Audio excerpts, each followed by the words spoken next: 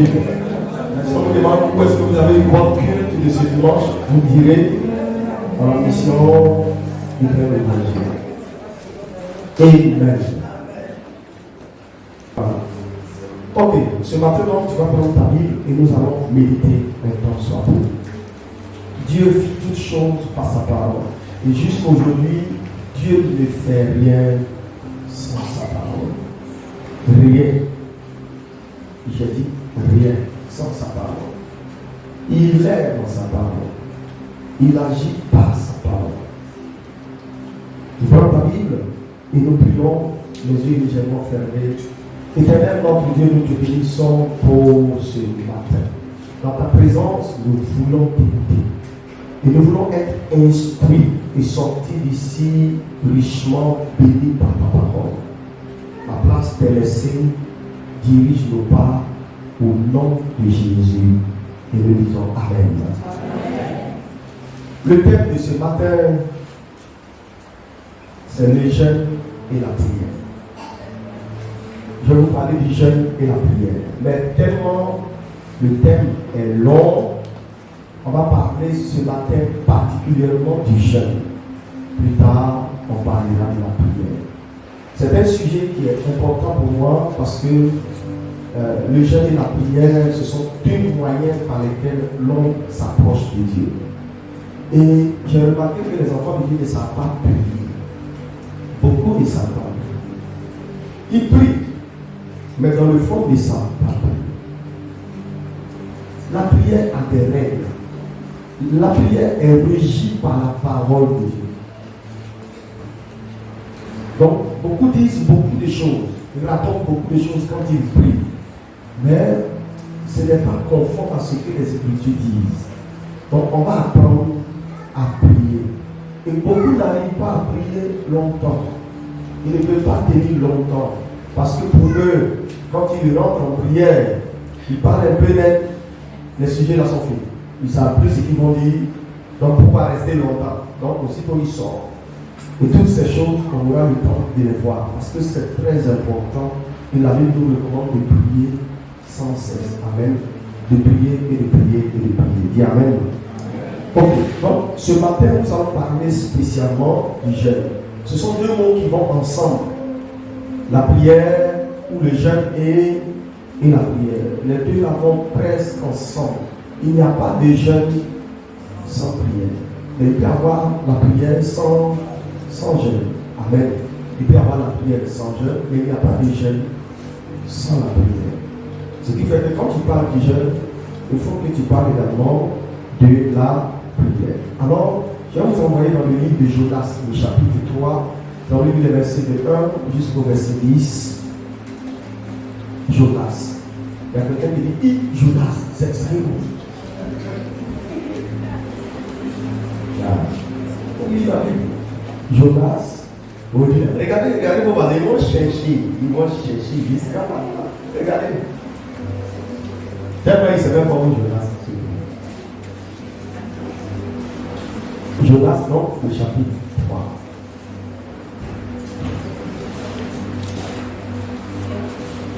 Vous avez déjà la page? Jonas 3. Vas-y. On va lire à partir du verset 1, de 1 jusqu'à. La parole de l'Éternel fut adressée à Jonas une seconde fois en ces mots. La parole de l'Éternel fut adressée à Jonas une seconde fois. Lève-toi. Ça veut dire que Dieu lui avait déjà parlé une fois. Amen. Ceux qui ont lu connaissent l'histoire de Jonas. Donc Dieu lui avait parlé une fois, il n'a pas voulu écouter. Et la parole sonne pour la seconde fois. Et il dit, lève-toi. Lève-toi. Va à Ninive. Va à Ninive. La grande ville. La grande ville. Et proclame-y la publication que je t'ordonne. Et proclame ce que je t'ai dit. Et Jonas se leva et alla à Ninive. Alors Jonas se leva et il partit. Selon la parole de l'Éternel. Or, Ninive était une très grande ville. C'était une très grande ville. De 3 jours de marche. En tout cas, si tu veux la traverser, il faut 3 jours. Jonas fit d'abord dans la ville une journée de marche. Il fit une journée de marche. Il criait et disait, Et il a commencé à crier et il disait, encore 40 jours seulement 40 jours, et Ninive est détruite. et Ninive ne sera plus. Les gens de Ninive crurent à Dieu. Quand ils l'ont entendu, ils ont cru. Ils publiaient un jeûne Alors ils ont publié un jeûne. et se revêtirent de sacs, Et ils se sont revêtus de sacs. depuis les plus grands jusqu'aux plus petits. Depuis les plus grands jusqu'aux plus petits. La chose parvint au roi de Ninive. Et le roi l'a appris. Il se leva de son trône, Il s'est levé lui-même. ôta son manteau, Il a enlevé son manteau. se couvrit d'un sac Et lui-même s'est couvert d'un sac. et s'assit sur la cendre. Et il s'est assis dans la cendre. Verset 7.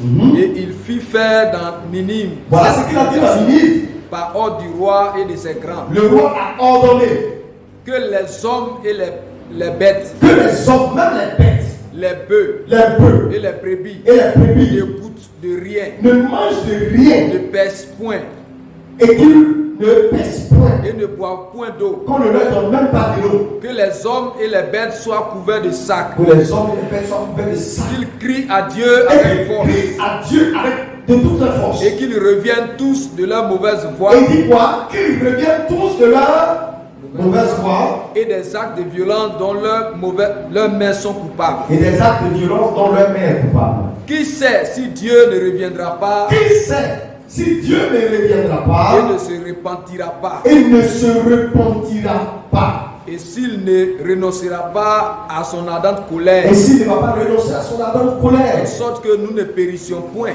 de sorte que nous ne périssons point. Dieu vit qu'ils agissaient ainsi Le verset 10 dit, Dieu a vu qu'ils agissaient ainsi. et qu'ils revenaient de leur mauvaise Et voie. effectivement, ils revenaient de leur mauvaise voie. Alors Dieu se repentit du mal Alors Dieu se repentit qu'il avait résolu de leur du faire. mal qu'il voulait leur faire. Et- Et Amen. Voilà le texte. Gloire à Jésus. Je vais vous parler, comme je l'ai dit, du jeûne. Demande à ton voisin, est-ce que tu jeûnes de temps en temps? Tu as posé la question, donc qui te répond? Et il dit quoi? Et il dit oui, depuis l'année janvier, tu as jeûné combien de fois? Depuis l'année, le début de l'année, tu as jeûné combien de fois? Amen. Le jeûne occupe une place importante dans la vie du croyant, dans la vie de l'enfant de Dieu. Il occupe une place très importante. Et nous voyons des gens jeûner pour des sujets, aller devant Dieu, parler, crier, pleurer. Et ils sortent de là, et ces sujets-là ne trouvent pas de solution.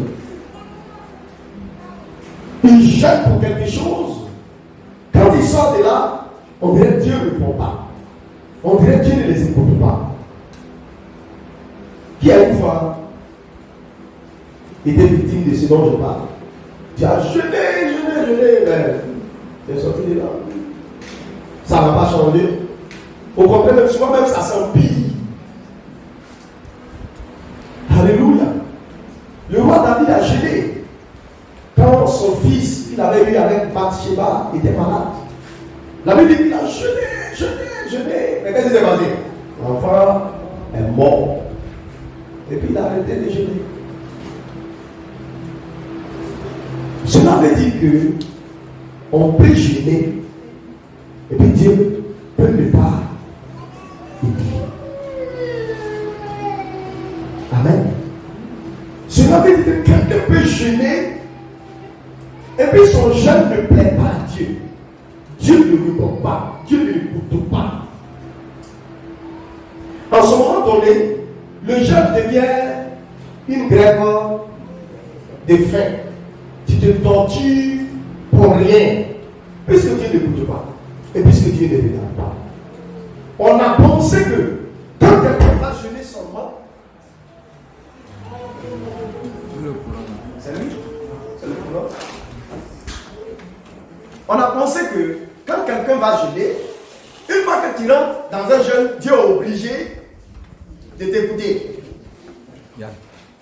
Parce que là, tu fais pitié Dieu même voit que tu ne manges pas, tu es en train de maigrir, donc il est obligé de t'écouter. Un homme de Dieu a rapporté ce témoignage qu'un jour, il dit, il allait devant Dieu, il dit, il va jeûner jusqu'à ce que Dieu lui réponde. Il est rentré. 1 jour, 2 jours, 3 jours, 4 jours, 10 jours, Dieu ne dit rien. Il dit, tant que tu dis rien aussi, je suis là. Un bon matin, la voix de Dieu tombe. Il dit, il faut rester là, tu vas mourir. Il dit, quand il entend, il dit, quoi? Il dit, oui, il faut rester là, tu vas mourir. Cela veut dire qu'un homme peut jeûner et puis son jeûne peut ne pas plaire à Dieu. Ou Dieu peut ne pas t'écouter. Là se trouve ma préoccupation ce matin. À quel moment le jeûne plaît à Dieu? Et savoir que Dieu est en train de m'écouter. Parce que si c'est jeûner, juste jeûner, et puis ça ne dit rien à Dieu, à quoi bon aller jeûner? À quoi bon rentrer dans un moment de jeûne si ça ne dit rien à Dieu, si ça ne touche même pas le cœur de Dieu, s'il ne te regarde même pas? Voilà tout le problème. Est-ce que les différentes fois où toi tu es allé jeûner là, il t'a écouté? Est-ce que ton jeûne là, lui a plu? Est-ce que Dieu a exaucé? Voilà tout ce qui m'intéresse bien. Je veux bien jeûner. Je veux bien aller dans la présence de Dieu. Mais je voudrais bien que le fait que je me prive de nourriture un jour, que Dieu me regarde. Alléluia. Le texte que nous venons de lire dit, Jonas s'est levé, il est allé et il a prêché dans une ville païenne. Et il a commencé à dire, seulement 40 jours, ça dit dans un mois, 10 jours, votre ville sera détruite. Dieu a résolu de détruire cette ville-là à cause de vos méchancetés. Et les premiers qui ont commencé à entendre la première journée Jonas prêcher ont cru. Si Dieu a envoyé quelqu'un jusqu'ici venir dire ça, c'est que certainement la chose est vraie. Automatiquement, ils se sont réunis et ils ont décidé de ne point manger, de ne point boire d'eau. Ils ont décidé de rester comme ça pour que Dieu se souvienne d'eux. Alléluia. Et la Bible nous dit, Dieu a regardé, il les a regardés, depuis le roi jusqu'au plus petit, jusqu'aux animaux. Tout le monde est rentré en jeûne. Même les animaux ne devaient pas manger, ni boire. Et ce qui me plaît, c'est le verset 10, la Bible dit, Dieu vit qu'ils sont revenus de tout leur cœur. Alors qu'est-ce que le Seigneur a fait? Il s'est repenti. Il s'est repenti. Il ne leur a plus fait mal. Amen. Il s'est repenti. Voilà un peu. Je veux bien jeûner. Mais je voudrais qu'à la suite de mon jeûne, que Dieu se souvienne et qu'il me réponde. Que Dieu me parle. Ne jeûnez pas parce qu'il faut jeûner. Allez-y dans le jeûne parce que vous avez cette assurance que Dieu va vous écouter. Que Dieu va vous entendre. Effectivement, on a remarqué que les hommes jeunes, quand ils ont un problème, amen, beaucoup d'entre nous rentrent en jeûne quand ils ont des problèmes. Quand il n'a pas de problème, il ne jeûne pas.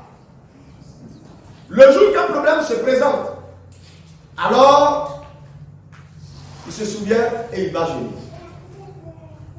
La Bible nous montre différentes circonstances dans lesquelles, ou bien pour lesquelles, un homme doit jeûner. Quand Quand il a des problèmes, il va prendre le jeûne et se tourner vers Dieu. Et aussi, quand il a envie de connaître un certain nombre de choses par rapport à sa vie, il peut prendre un moment de jeûne. Quand il veut connaître les voies de Dieu, la volonté de Dieu par rapport à sa vie, il peut aussi prendre un moment de jeûne devant Dieu. Donc, il y a plusieurs situations, circonstances qui peuvent pousser un homme à prendre un moment de jeûne. Jeûner, c'est quoi? Je l'ai dit premièrement, c'est s'abstenir ça peut être de nourriture ou d'eau, ou tout le reste, ou de sommeil, etc. Donc on s'abstient, on décide de ne pas manger. Mais jeûner va plus loin que ça. Jeûner va plus loin que ça. Selon Dieu, dans la pensée de Dieu, jeûner, c'est pas seulement ne pas manger. C'est pas seulement ne pas boire. Et quand les chrétiens ont fait un jeûne sans boire, ni manger, tu lui demandes, il a fait 7 jours, je n'ai pas bu, je n'ai pas mangé. Lui, il est fort. On se laisse aller au jeûne comme si on démontrait notre capacité d'homme spirituel. Nous sommes forts, nous sommes spirituels. Donc moi, il fait 7 jours sans manger, sans boire. Il a dit que souvent, quand vous jeûnez de la sauce sans boire, vous mettez vos reins à contribution. Vous mettez vos reins à contribution. C'est-à-dire que ça va jouer sur vos reins. Comment Dieu voit le jeûne? Au-delà du fait de s'abstenir de nourriture, ce que Dieu attend, c'est quelqu'un qui humilie son âme. Si vous vous abstenez de nourriture et que vous n'humiliez pas votre âme, vous n'avez pas jeûné. Et votre jeûne ne dira rien à Dieu. La Bible dit, c'est un jour où l'homme fait quoi? Où l'homme humilie son âme devant Dieu. C'est le plus important pour le Seigneur. Ce n'est pas le fait que tu ne manges pas. Le texte qu'on a lu tout à l'heure, à travers le livre de Jonas, dit, le roi a publié que personne ne mange. Mais par la suite, il a ordonné que les actes de violence, d'injustice, de quoi s'arrêtent. Et le verset 10 nous dit, Dieu vit qu'ils sont revenus à lui de tout leur cœur. Voilà ce qui intéresse Dieu. Voilà le plus important pour le Seigneur. Un jour où l'homme humilie son âme. Un jour où l'homme revient de tout son cœur à Dieu, aux voies de Dieu. Où l'homme renonce à toutes ces choses qu'il sait que Dieu n'aime pas et qu'il revient à Dieu. Si dans votre jeûne, ce volet-là n'est pas dedans, vous vous fatiguez. J'ai dit quoi? Vous vous fatiguez. Le jeûne donc est une atmosphère. Une atmosphère qui enrobe la prière et qui donne encore plus de force à notre prière. Ce sont des conditions qu'on crée pour que Dieu entende notre voix, pour donner encore du poids à notre prière. Donc, quand je décide de jeûner, c'est qu'il y a un sujet qui m'intéresse et pour lequel je voudrais bien la vie de Dieu. Je voudrais bien que Dieu parle. C'est pour cela que je vais en jeûne et je vais devant Dieu. Sinon, le jeûne ne peut pas chasser les démons. Et le jeûne ne résout pas les problèmes. Alors, cessez de dire aux gens qui ont des problèmes, mon frère, il faut jeûner beaucoup. Il faut prier beaucoup. Ça veut dire quoi? Ça ne veut rien dire. Le jeûne te dispose. Dispose ton cœur. Et le jeûne dispose ton âme à recevoir de Dieu, à entendre Dieu, à revenir sur la voie de Dieu. De tout ton cœur. C'est ce que le jeûne fait. Sinon, vous prenez quelqu'un qui est possédé, si vous le faites jeûner, vous l'avez encore élevé en grade. Grade démoniaque. Oui, parce que les sorciers jeûnent. Vous pensez qu'ils ne jeûnent pas? Ils connaissent l'importance du jeûne. Un monsieur sorcier dit, il s'est abstenu de coucher avec sa femme pendant 1 an. Parce qu'il visait un monsieur qui voulait atteindre. Le jeûne, c'est se priver d'eux. Il s'est privé de femmes, de rapports sexuels. Il s'est privé souvent de nourriture. Parce qu'il avait un but à atteindre. Ce sont les chrétiens qui jouent avec. Nous jouons avec. C'est très important dans la vie du croyant. Mais je dis, même si vous jeûnez de 6h à 15h, ou à 18h, ou à 20h, ou au lendemain, et qu'à l'intérieur de votre jeûne, vous n'humiliez pas votre âme comme Dieu le veut, vous avez grévé. Et vous n'avez mangé pour rien. Parce que votre voix ne sera pas entendue. Le jeûne n'oblige pas Dieu. Et il y a des gens qui disent, qui se laissent aller au péché et puis disent, bon, il y a prendre 2 jours de jeûne, Dieu va me pardonner. Tu rentres en jeûne, Dieu ne te regardera pas. Et le Seigneur ne t'écoutera pas. Parce que jeûner, c'est premièrement s'abstenir de nourriture, mais deuxièmement quoi? Humilier son âme. Humilier son âme devant Dieu. Revenir de ses mauvaises voies. Voilà le jeûne que Dieu aime. On va le voir tout à l'heure. Amen. C'est ce que Dieu attend. Donc jeûner, le jeûne à lui seul ne peut pas résoudre les problèmes. C'est pour cela qu'il y a des personnes qui, quand elles sont dans certaines situations, ils décident ou elles décident de jeûner. Toute la journée, il est en train de travailler. Et puis il se promène au marché, il se promène ici, c'est comme s'il ne mange pas. Et il ne boit pas. Il va ici, va s'asseoir ici, il pose, c'est comme s'il est en train de jeûner. Et puis le soir, il vient, il dit merci Seigneur. Oh Jésus, merci, il est jeûné. Il boit l'eau, il mange, c'est tout. Le jeûne à lui seul ne peut rien. Le jeûne crée l'atmosphère pour que tu puisses prier. C'est la prière qui peut. La prière, donc, est un moyen de communication. Le jeûne crée les conditions et la prière vient pour qu'on puisse communiquer avec Dieu. Mais si vous êtes en train de jeûner, que vous êtes dehors, que vous promenez, que vous n'avez pas eu le temps de disposer votre âme pour écouter Dieu, pour fouiller dans votre cœur, pour revenir de tout votre cœur à Dieu, vous êtes en train de gréver. Et à la fin, vous n'aurez rien et vous ne verrez rien. Au contraire, ça va s'empirer, vous serez découragés.